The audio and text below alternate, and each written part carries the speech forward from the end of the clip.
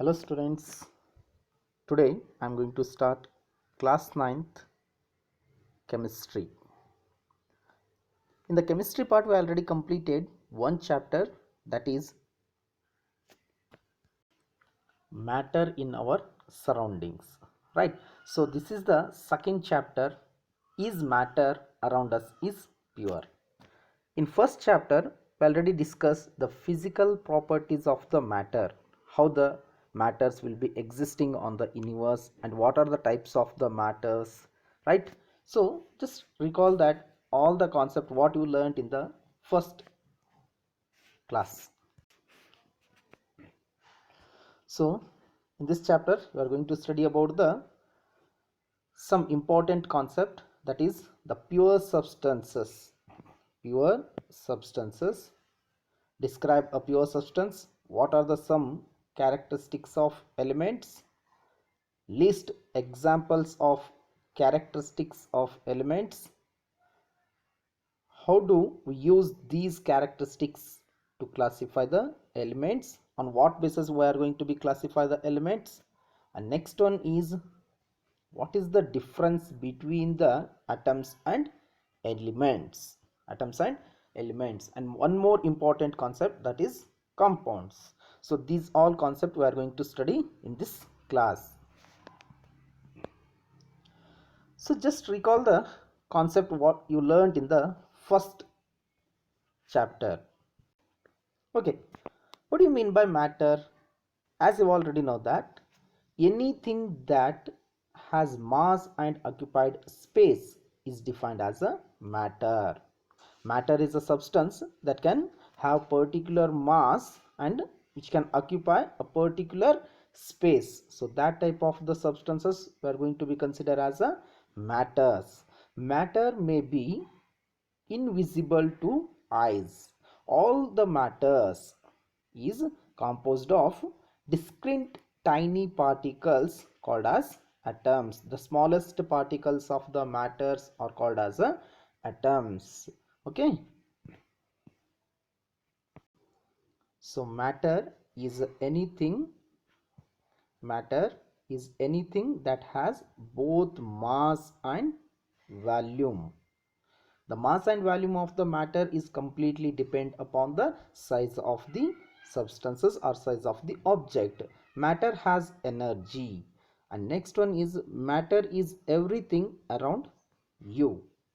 Matter is everything you can touch, or you can see, or you can feel, or you can smell. And next one is, matter is in one of the five physical state. We already discussed in the first chapter. So on the basis of physical properties we are classifying the matter as a five types. For your syllabus we are going to study about the only three types. The first one is solids, liquids and gaseous, and the fourth type is plasma, and fifth type is Bose-Einstein condensate. That means BEC, Bose-Einstein condensate. So these are the five states of the matter. On the basis of physical characteristics we are going to classify the matters as five types. Now let's see the physical properties of these substances. So physical states of the matter. Physical states of the matter are three types. All the matters existing in three physical states. The first one is solid, second one is liquid, and third one is gas. So what are the properties of solid, liquid and gases? See here, first one, solid. Solid state or solid matters. How you can define the solid matters? All the solid substances is having definite shape and definite volume. Particles of the solid substances are closely or rigidly attached to one another, and shape cannot be independent of the container. It means all the solid substances are having definite shape also. whether it may be regular shape or irregular shape. And these solid substances again we are going to be classified as two types. First one is a crystalline and second one is a amorphous. Crystalline means, so some examples for crystalline substances are salt, sugar and metals. So these are the some examples for crystalline. Amorphous means plastic, glass and next one is gels. So these are the some examples for amorphous. Now see the second one, liquid. So these things you already learnt in the previous chapter. Now what are the characteristics of liquid substances? All the liquid substances are have definite volume but not a definite shape. It means all the liquid substances are having definite volume but they do not have any definite shape. What is the meaning of this statement? They do not have any particular shape. It means all the liquid substances will occupy the shape of the container, whether the container is maybe bottle or is it may be ball, that will be occupy the shape of the container. And next one, particles are freely in the liquid state, takes the shape of the storage container. And the fourth characteristic is particles are in close contact with one another but are able to move from one place to another place, right? So these are the some characteristics of liquid. Now the third state of the matter is gaseous state. So see the some important characteristics of gases. First one is indefinite volume and no fixed shape. All the gaseous substances have indefinite volume and the substances which do not have any fixed shape. And second characteristic is particles move independently of each other. All the particles are randomly move in all the 360-degree possible angles. Okay. And third property is particles have gained enough energy to overcome the attractive forces that held them together as a solid and liquid. So these are the some important characteristics of gaseous substances or gaseous matters. Now come to the important point of the matter. On the basis of physical state, matter is classified into types three main types. First one is solids, liquids and gaseous. On the basis of chemical composition, in the first chapter we discussed the matter on the basis of physical characteristic. In this chapter, in second chapter, we are going to study about the chemical composition of the matter, how the chemicals are existing in the matter. On the basis of chemical composition, matter is classified into two main types. They are pure substances and mixtures. So pure substances are of two types, the elements and compounds, and mixtures are of two types, they are homogeneous mixture and heterogeneous mixture. Here we are having one flow chart, that is matter is mainly classifying into two types. First one is pure substances and second one is impure substances. Impure substances means obviously it is a mixture of the two or more components or two or more elements. So the pure substances again we are going to be classified as a two types. First one is a elements and second one is a compound. Mixtures are classified as homogeneous mixture and heterogeneous mixture. Later we will discuss about this mixtures. Okay, now concentrate on pure substances. Pure substances. So what are the two types of the pure substances? First one is the elements and second one is the compound. So these are the some important key points we are going to study in this class. First one is elements, second one is particles, third one is pure substances, metals, non-metals and metalloids. So pure substance or matter is classifying into two types. What are the two types of the matter? First one is pure and impure. Pure substances again we are classifying as two types, elements and compounds. Impure substances means or unpure substances means it's the mixtures. That mixtures again we are going to be classified as the two types. First one is homogeneous mixture and heterogeneous mixture. Homogeneous mixture and heterogeneous mixture. Okay, let's see the first type of the classification, that is pure substances. Here we are having one more flow chart. So just observe this flow chart. First one is a matter or substances. That matter we are classifying as the two types. First one is the pure substances and second one is impure substances.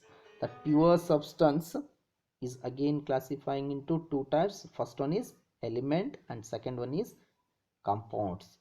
Again that elements are classified as metals, non-metals, metalloids and noble gases, and compounds are classified as organic compounds and inorganic compounds. Organic compounds and inorganic compounds. Here the impure substances are classified as mixtures. Impure substances means mixtures. That mixtures we are going to classify as the two types. First one is a homogeneous mixture and second one is a heterogeneous mixtures.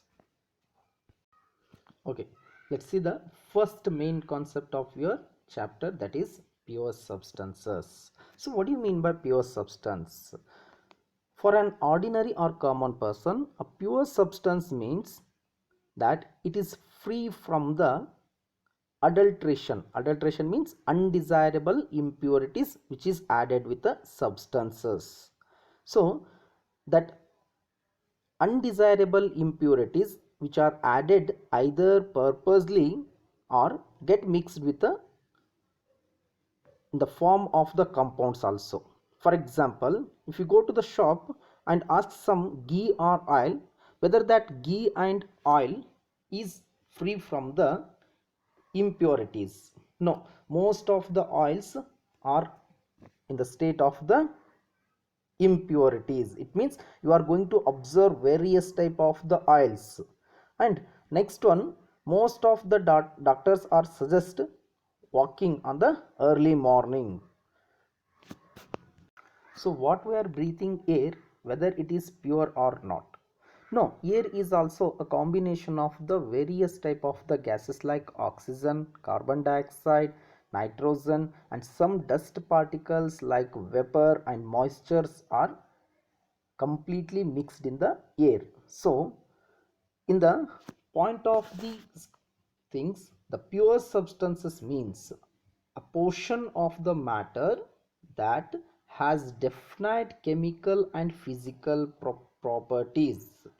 It means whether it may be the elements or compounds. We are having two types in the pure substances. The first one is the elements and second one is the compounds. So pure substance means pure substance that cannot be broken down into any other substances by chemical or physical means. It means again we cannot be separate these substances. It means all the substances existing in the particular object or existing in the particular matter, they all are made up of the same kind of the atoms. For example, here we are having two images. First one is the gold. The gold itself is a pure substances because it is made up of the purely gold atoms. Again we are having in the gold various types of the varieties. First one is 22 karat gold and 24 karat gold, 18 karat gold. That will indicate us the purity of the gold existing in the gold. Okay, and second one is, see here, magnesium dioxide. Magnesium dioxide is a one of the compound which is the combination of manganese and oxides. So these type of the substances we are going to be considered as a pure substances. So pure substance means a pure substance is a single substance or matter which cannot be separate into other kinds of matter by physical or chemical process. See here, the composition constant throughout the end of the substance. It means all the pure substances are having same kind of the composition, and all the pure substances are having same kind of the atoms existing in the particular substances. And next one is, bonds must be broken down to separate. So pure substance, again we are going to be classified as a two types. First one is pure elements and second one is a compounds. It means the combination of two or more elements. And next one is a mixtures, whether the mixture is maybe physically not a chemically combination. So the pure substances means the substances which is made up of the same kind of the particles or which is made up of the same kind of the atoms are called as a pure substances. Okay, so matter, a substance or matter with a definite and fixed composition called as a substance or matter. That pure substances is either elements or compounds. So these are the two main types of the substances, are two main types of the pure substances. Okay, here we're having one more flow chart. Just see the flow chart. First one is a matter. So matter is classified as a two types. First one, pure substances. Pure substances means only one substance present or no impurities present in the matter. So that type of the matters we are going to be considered as a pure substances. And second one is the impure substances or mixtures. Mixtures means more than one substances are present in the given object or given substances. Next one, pure substances we are going to be classified as the two types. First one is the elements and second one is the compound. So elements means, elements are the substances which cannot be divided into simpler substances. Again we cannot divide these substances as a simple substances. And compounds, compounds also are the some substances which is made up from the combination of the elements or combination of the atoms combined together by chemical bonding together. And mixtures are two types, homogeneous and heterogeneous. These things we will discuss later. So what do you mean by pure substance? Pure substances are the single substance or matter which cannot be separate into other kinds of the substances or other kind of the matters. It means it is entirely made up of the same kind of the substances or same kind of the atoms. That substances again we are classifying as a two types, elements and compounds. So these are the two types of the pure substances. So let's start with the elements. What do you mean by element? The word element was introduced for the first time by Antoine Lavoisier. He is a French chemist. According to him, an element is a simple or basic form of the pure substance which cannot be broken into any simple substances by physical or chemical process. So element, it is a made up of the small tiny particles called as a atoms. So element is the purest form of the substance Element is the purest form of the substance. Again, we cannot be broken down into small pieces or small elements. Okay, see here definition of the element. An element is a substance that cannot be made into anything simpler by means of chemical reaction. The atoms of an element all have the same numbers of protons.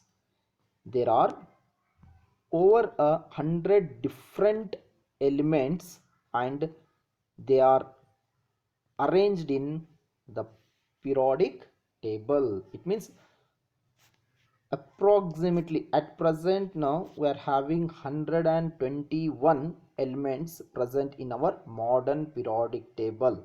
Out of 121 elements, 19 elements are naturally obtaining elements and remaining elements are man-made elements. Man-made elements means these elements are prepared in the particular laboratory conditions.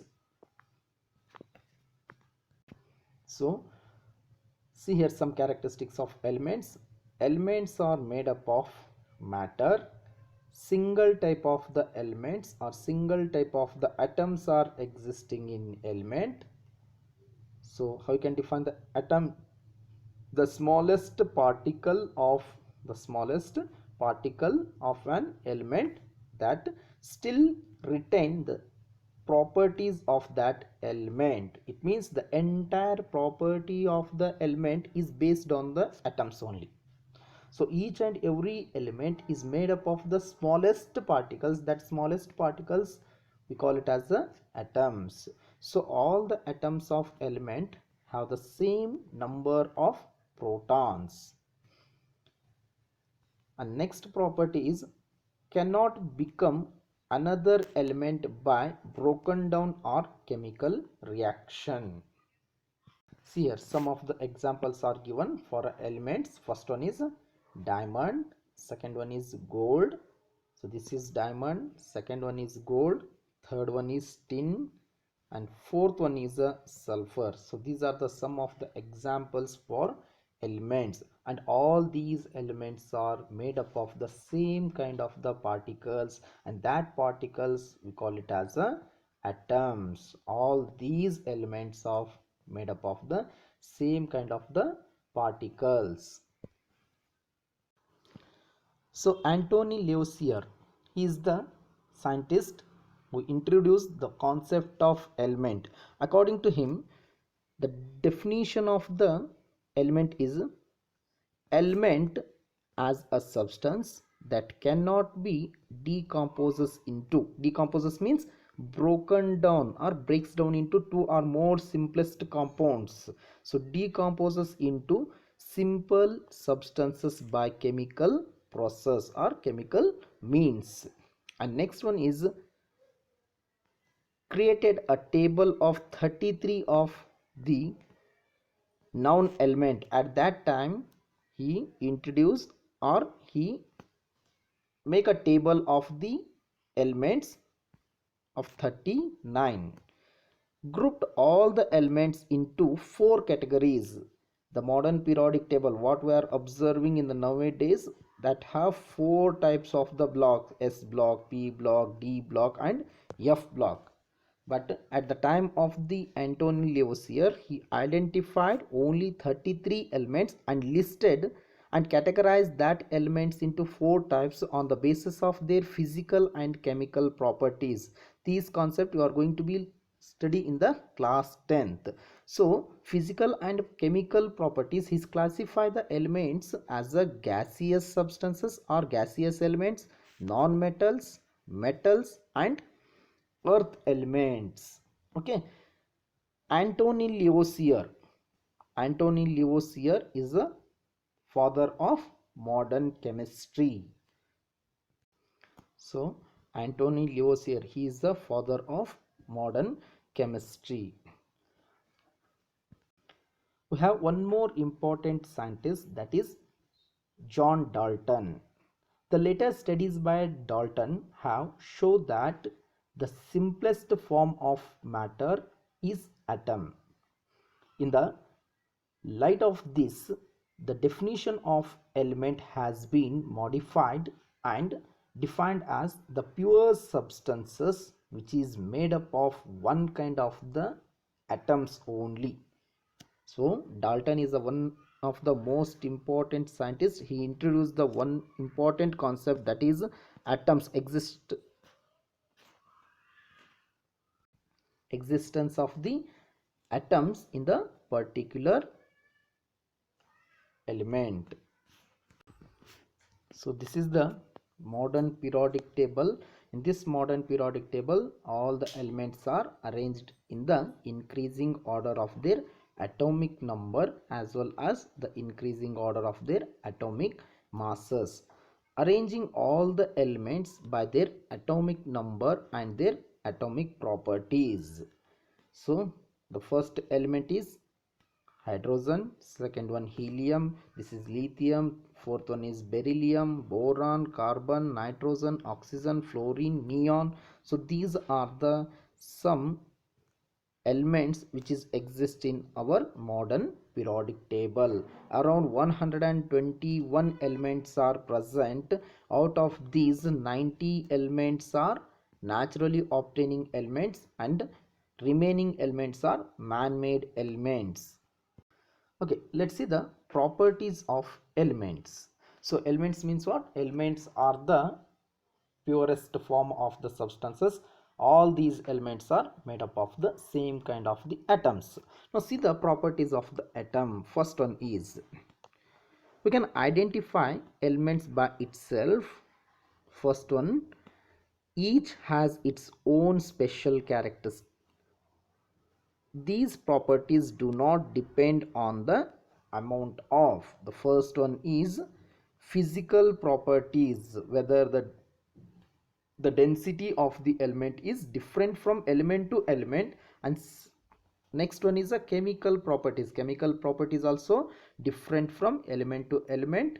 And the third one is the reactivity, how the elements are reacting with the other elements. As we already know that potassium is the highly reactive element. See the next one. Anywhere else that you see that element, it will be exactly the same. It means all the elements are having same kind of the properties. For example, if we consider the hydrogen, in a hydrogen we are having only one proton, only one electron, right? So each and every element has its own properties. Second one, the number of electrons and number of protons and number of neutrons are having different numbers in each element. For example, in hydrogen we are having one electron and one proton. In helium we are having two electrons and two protons. As we are considering the different elements, the number of electrons and the number of protons are different from one element to another element.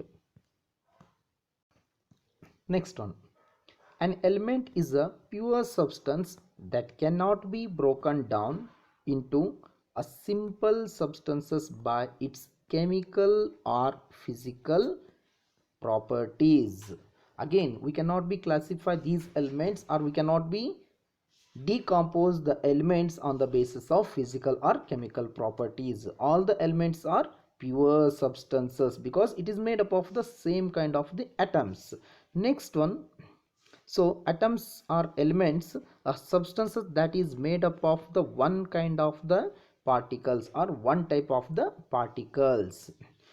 On periodic table shown as only having one capital letters.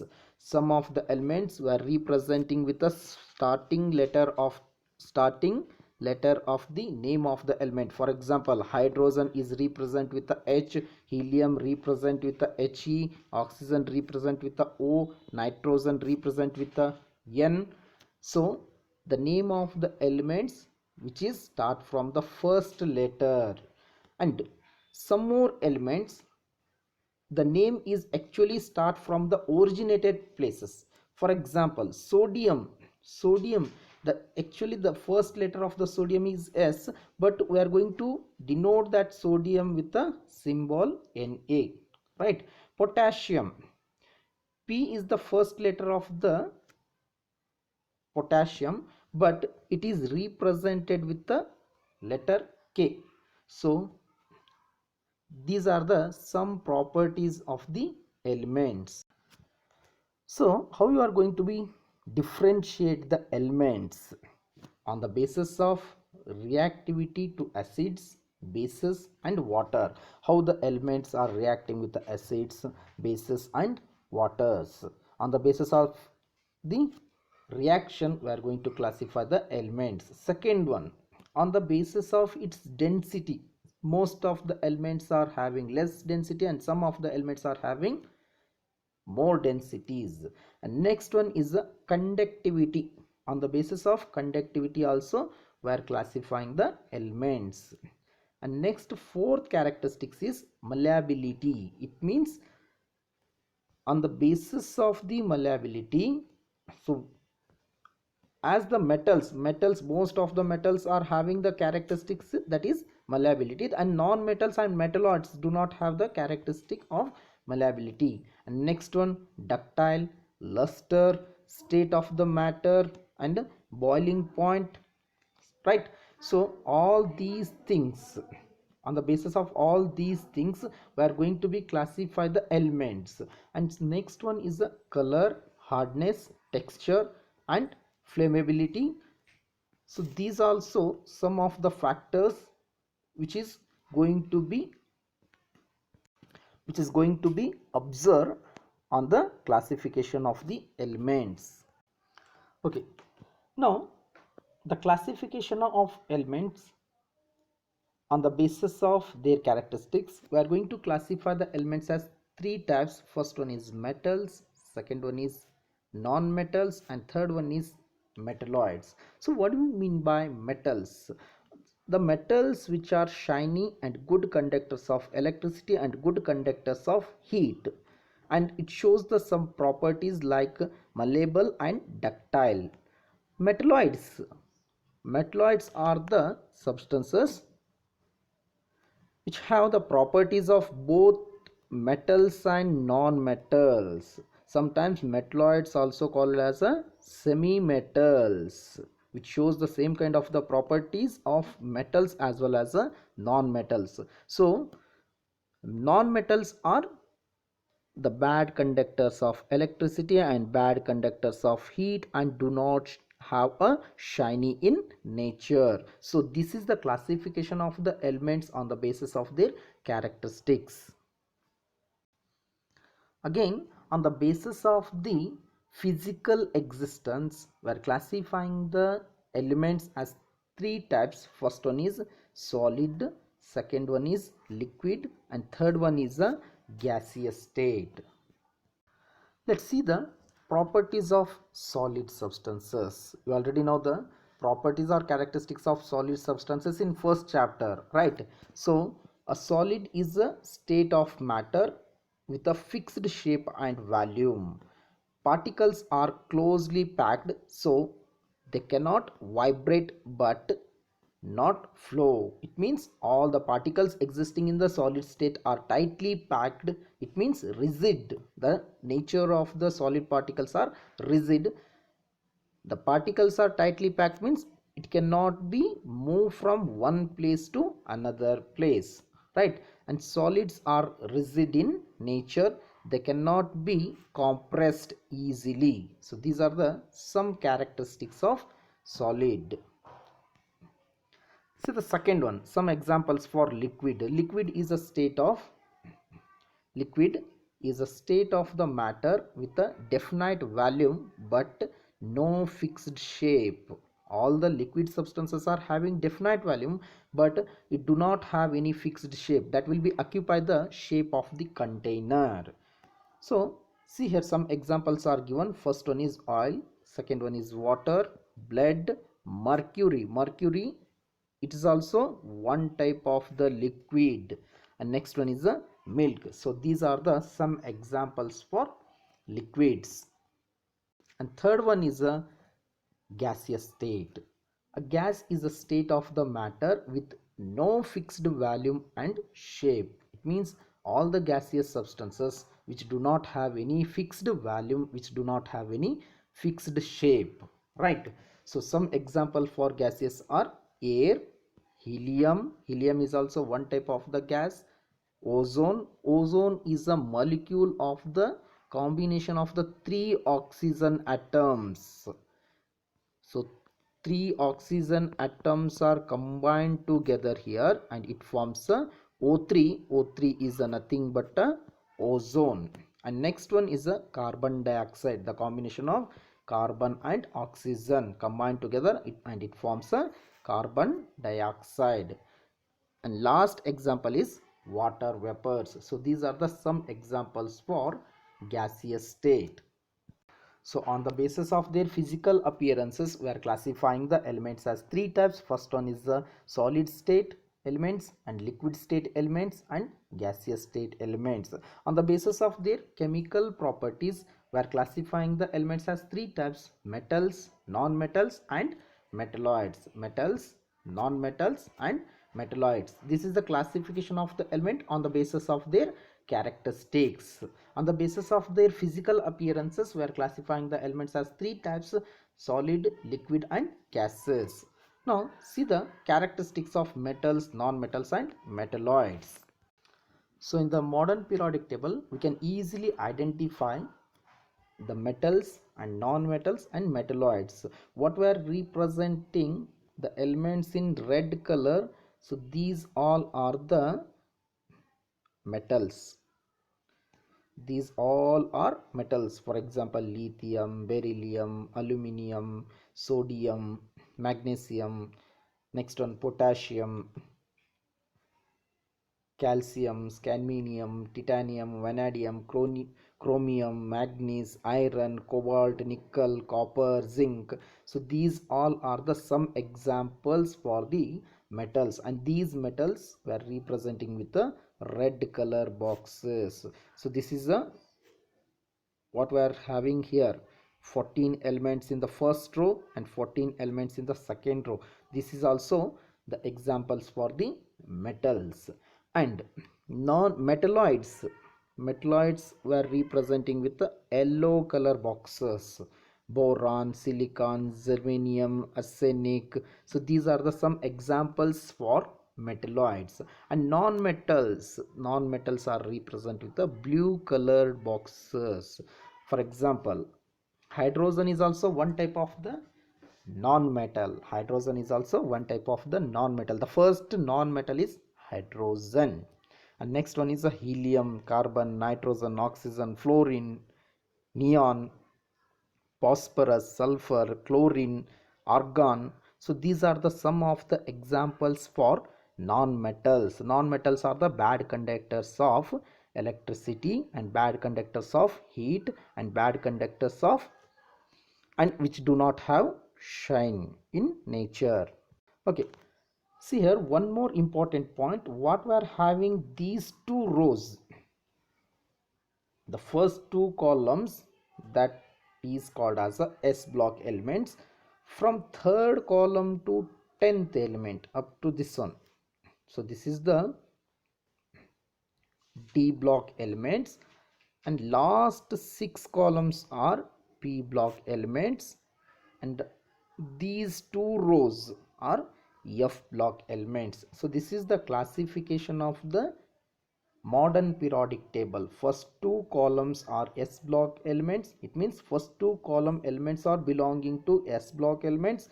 From third column to 10th column, all these elements are belonging to D block elements.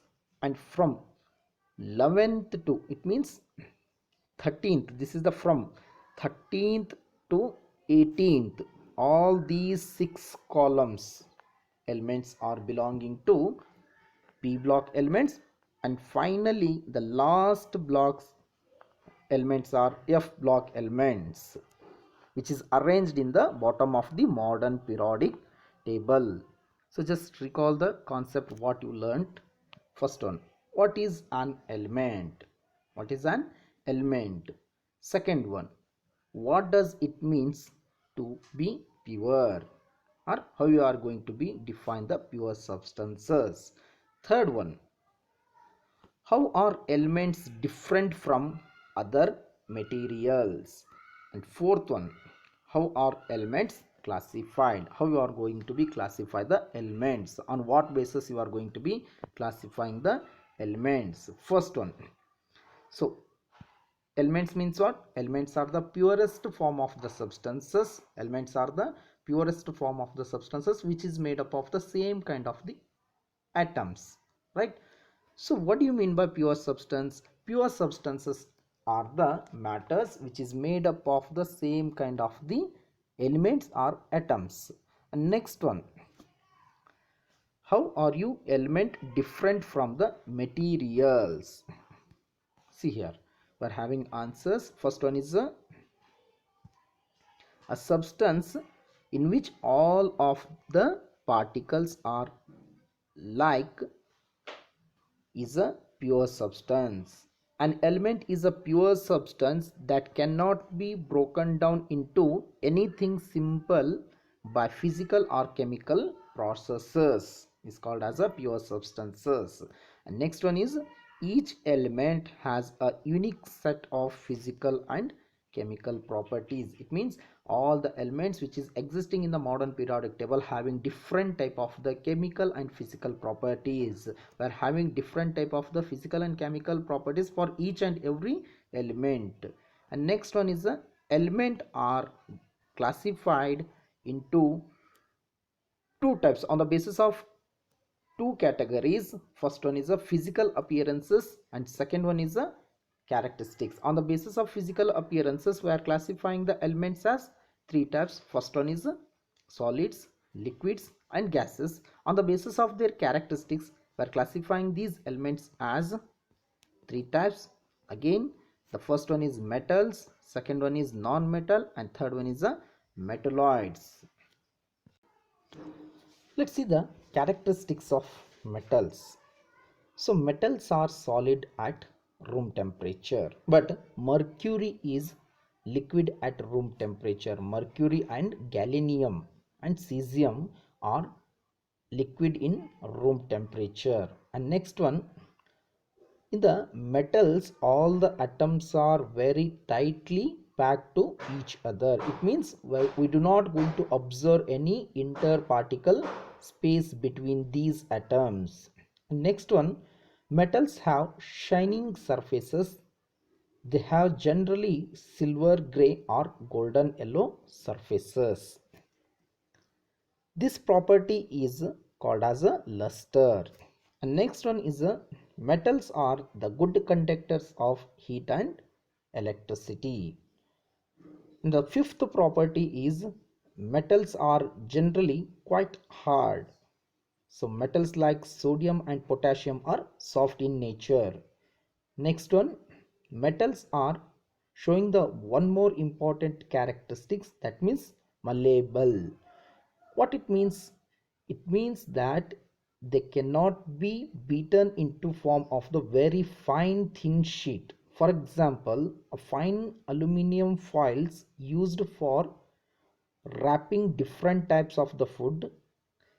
So we can easily beat the elements into thin sheets. And the next property is metals are ductile in nature. And the eighth property is metals are sonorous, which means that when they are bent or hit, they produce a sound.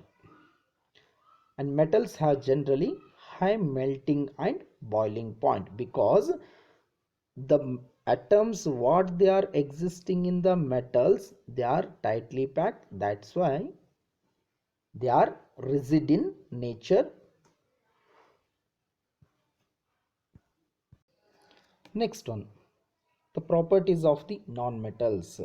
Most of the non-metals are either in liquid state or solid state at room temperature.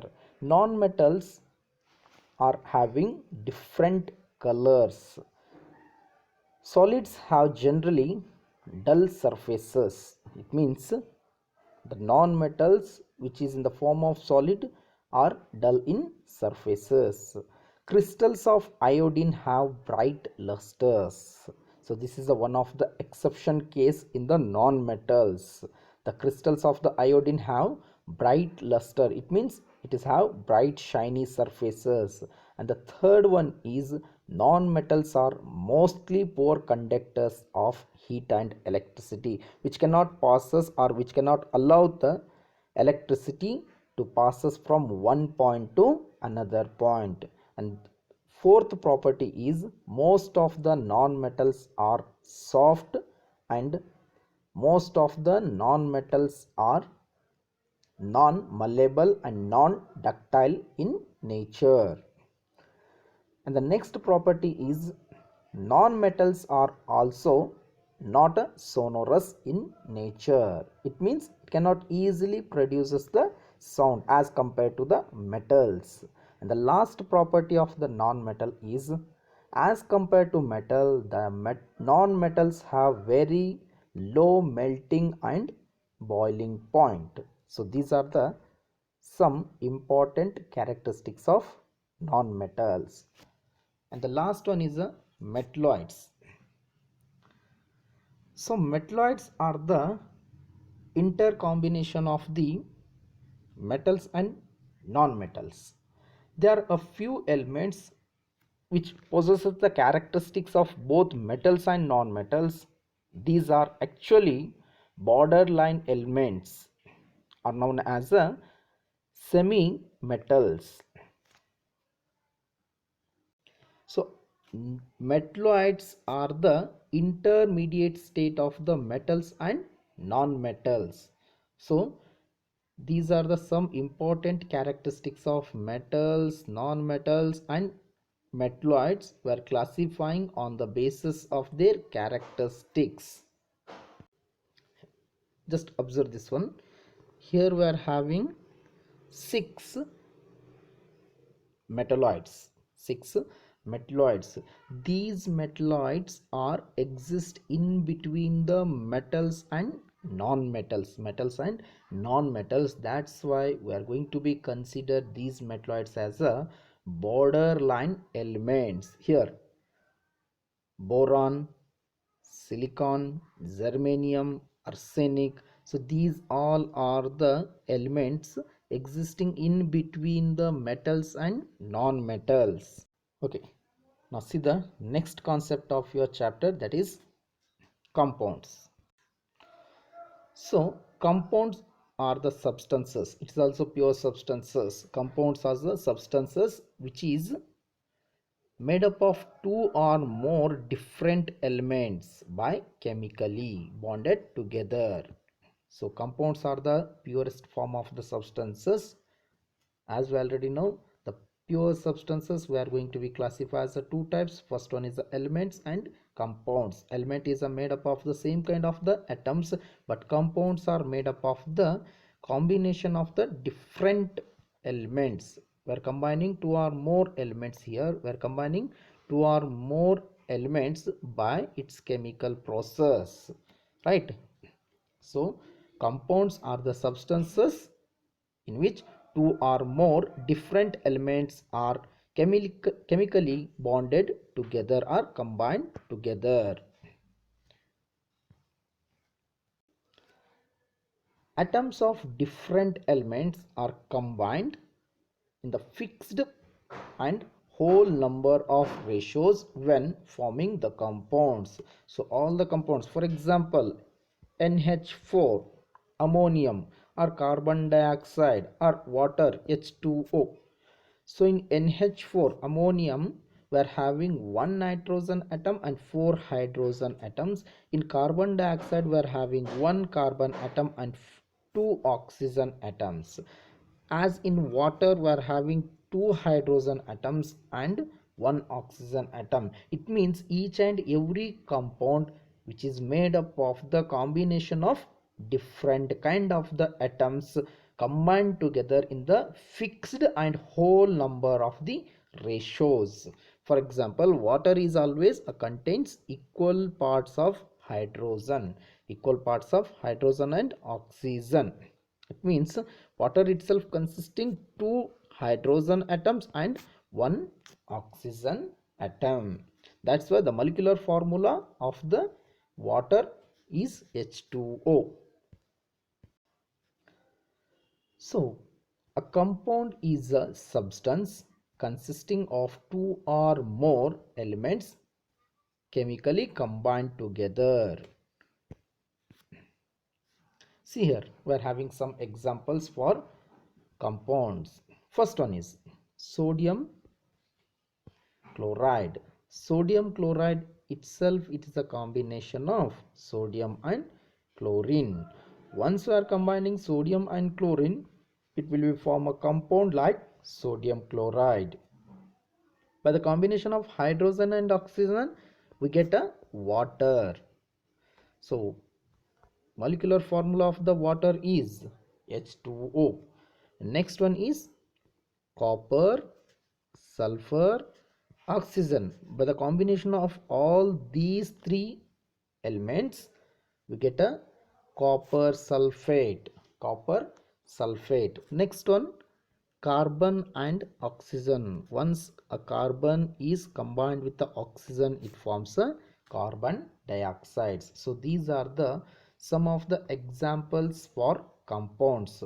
From these examples, we can easily understand the compounds are the combination of two or more elements combined in the definite proportions.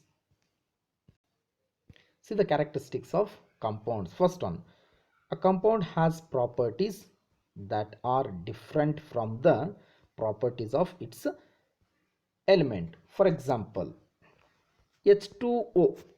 H2O is one of the compound. The properties of H2O is entirely different from the existing atoms or existing elements in the compound. The properties of oxygen and hydrogen and oxygen are the two elements which is existing in the given compound, but the properties of water is entirely different from the two existing or combining compounds or combining elements.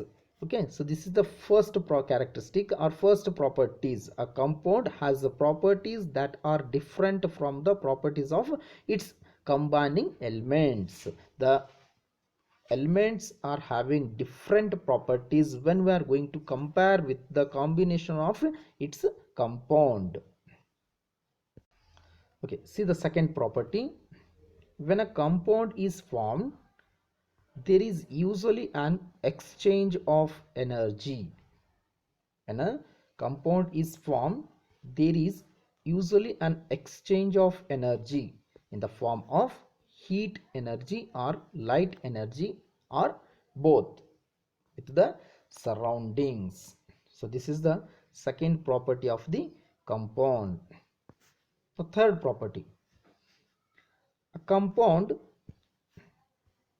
can only be broken down into simple substances by chemical method. We cannot divide or we cannot be broken down the compounds. For example, carbon dioxide or sodium chloride, we cannot break down this compound by the process of physical method. We can easily broke down this compound or make a simple form of this compound with the help of the chemical methods, with the help of the chemical processes. So a compound can be only broken down into simple substances by chemical processes, such that decomposition by heat energy or by supplying the heat energy, by supplying the light or exposed to light or passing the electric current. So once we pass the electric current to sodium chloride, it breaks down into sodium plus chlorine. Sodium is a positively charged ion and chlorine is a negatively charged ions. So it breaks down into two simple substances like sodium and chlorine. But the process of the chemical method only, we are going to be distribute the whole compound into two simple substances. Now see the fourth characteristic. The different elements in a compound, The different elements in the compound always join together in a fixed proportion by its mass. For an example, 1 gram of hydrogen combined with only 8 grams of oxygen to form 9 grams of water. 9 grams of water. It means H2O. H2O is the molecular formula of the water. In that, we are having, in which the atomic mass of hydrogen is 1. The atomic mass of hydrogen is 1. Here we are having 2 atoms, therefore 2 grams. And similarly, the atomic mass of oxygen is 8. So half of that is, the atomic mass of the oxygen is 16. The half of that 16 is 8. Therefore 1 gram of the hydrogen and 8 grams of the oxygen are combined together and it forms a 9 grams of the water. Now see the types of the compounds. Two types of the compounds important in our life. First one is the organic compounds and second one is the inorganic compounds.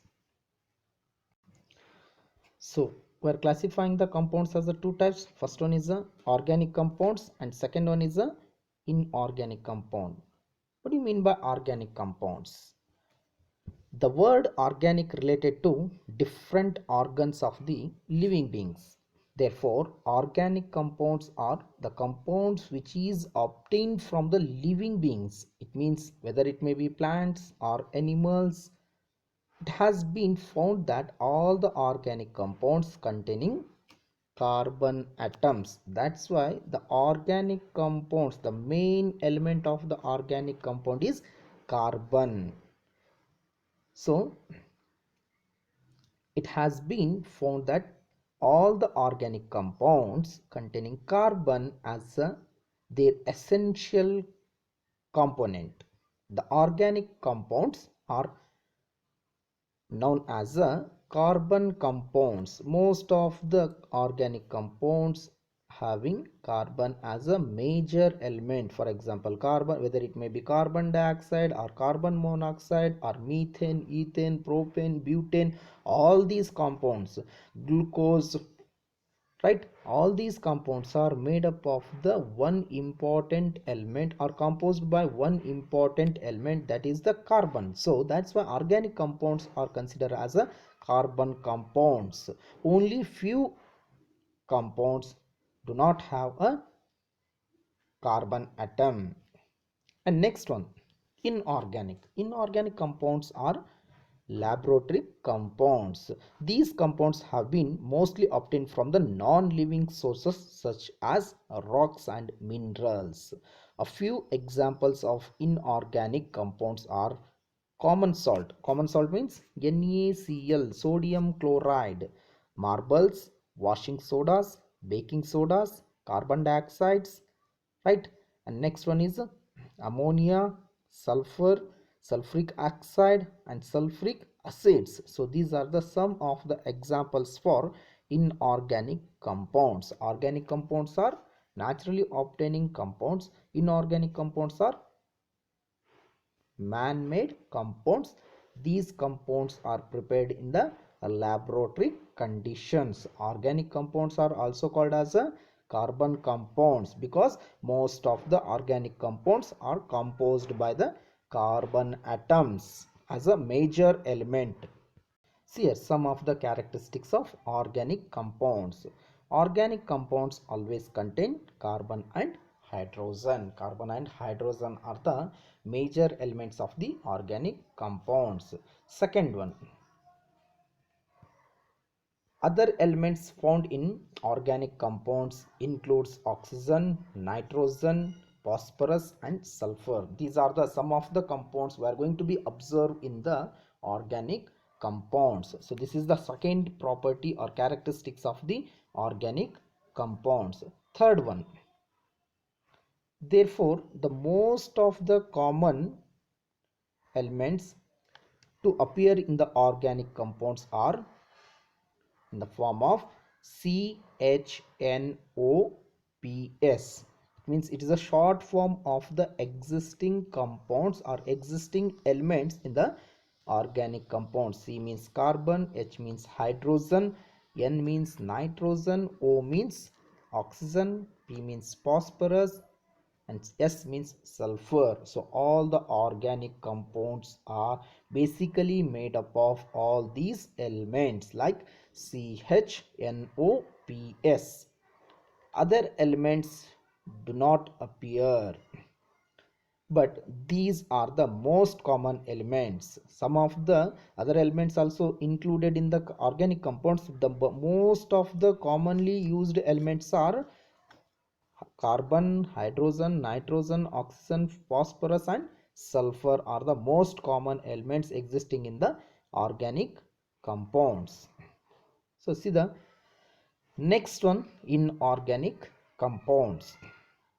So what do you mean the inorganic compounds? Inorganic compounds are the non-living compounds, or these compounds have been obtained from the non-living sources such as rocks and minerals, and these inorganic compounds are prepared in the particular laboratory conditions.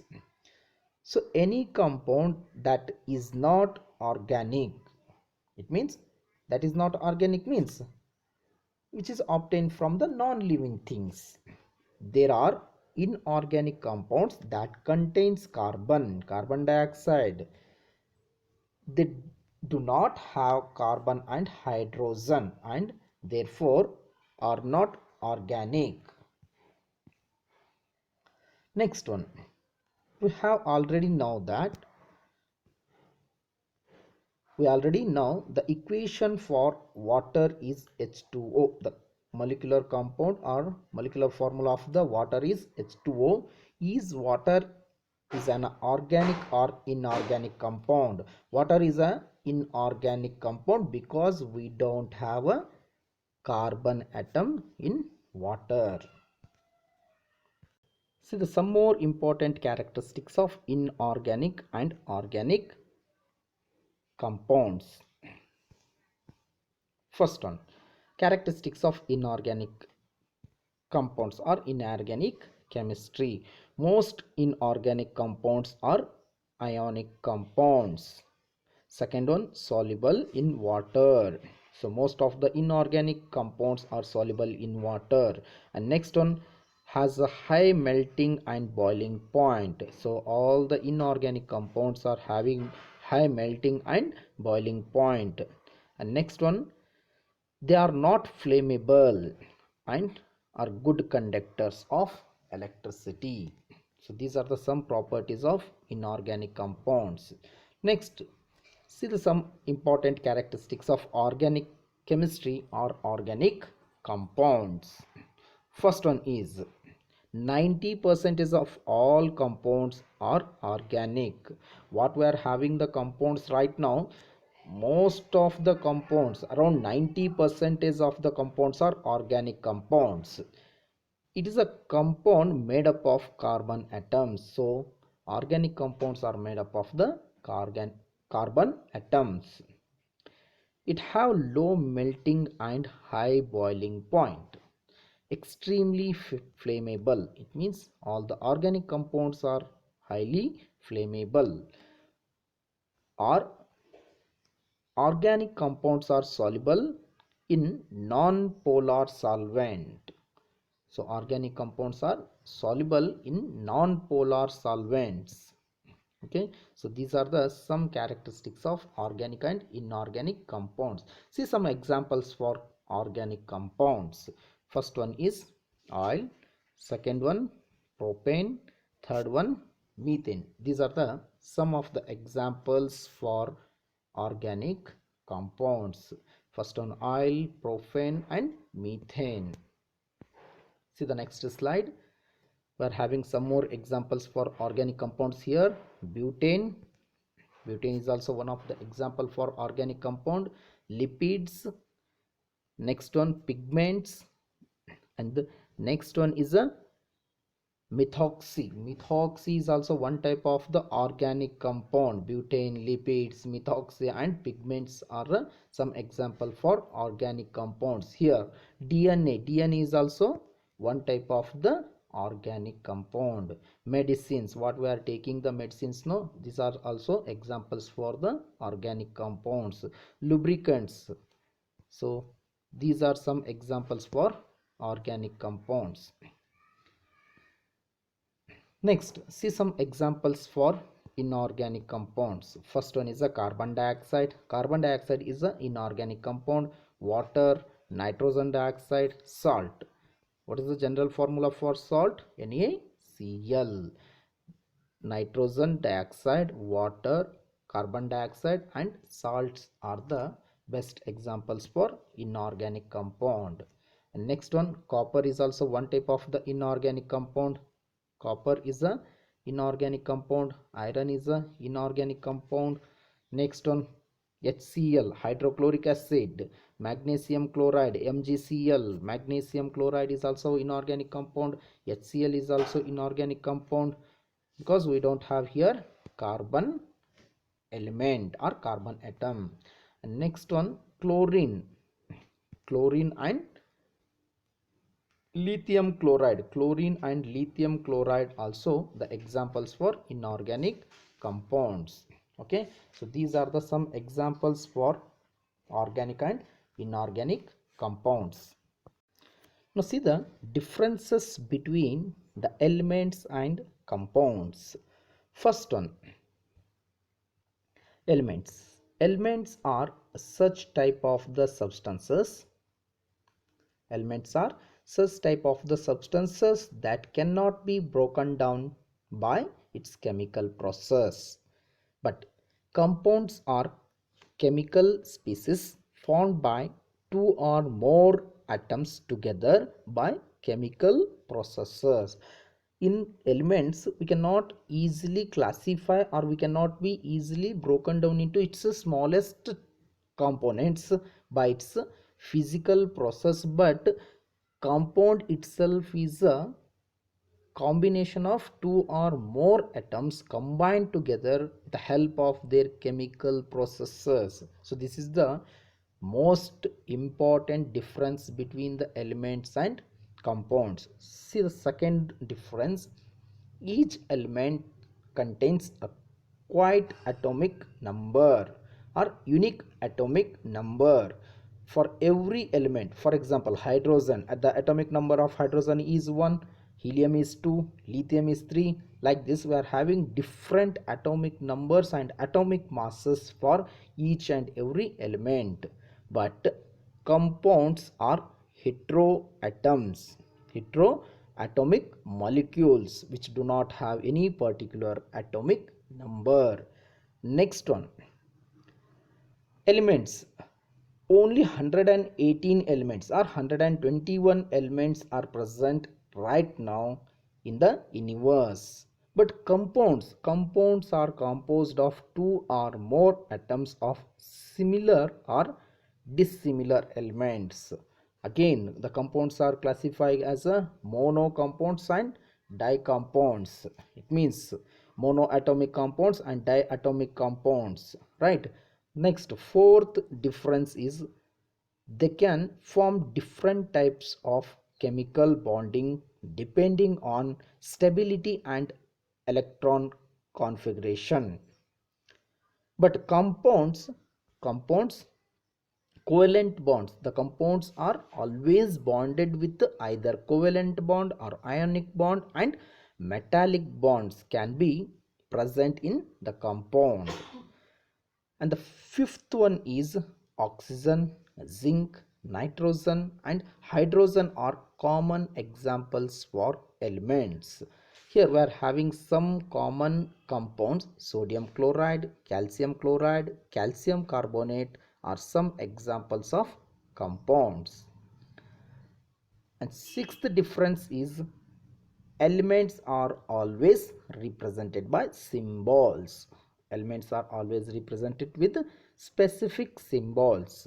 Compounds are always represented using unique formulas. For example, water is represented as a H2O, methane CH4, ammonium is represented with a NH4, ammonia is NH3, amine is NH2, right? So compounds are always represented using a unique formulas. We are having here unique formulas in the compounds, whereas in elements we are using specific symbols to represent the elements. Next one, the last difference is they exist on their own. It means all the elements itself, it is made up of the same kind of the atoms. All the elements, whether it may be hydrogen or helium, lithium, boron, beryllium, oxygen, all these elements are made up of the same kind of the substances, but compounds of elements are present in definite proportions. For example, carbon dioxide. In carbon dioxide we are having one carbon atom and two oxygen atoms. Water, H2O, in water we are having one hydrogen atoms and two hydrogen atoms and one oxygen atom. Like this, the compounds are the combination of the elements are present in definite proportions. So these are the some topics from your first chapter. In the next class we are going to discuss about the mixtures. It means impure substances like homogeneous mixture and heterogeneous mixture. Later we will discuss about the solutions, solvent, the properties of solutions, solvent and solutes and solvents. Okay, till then be happy.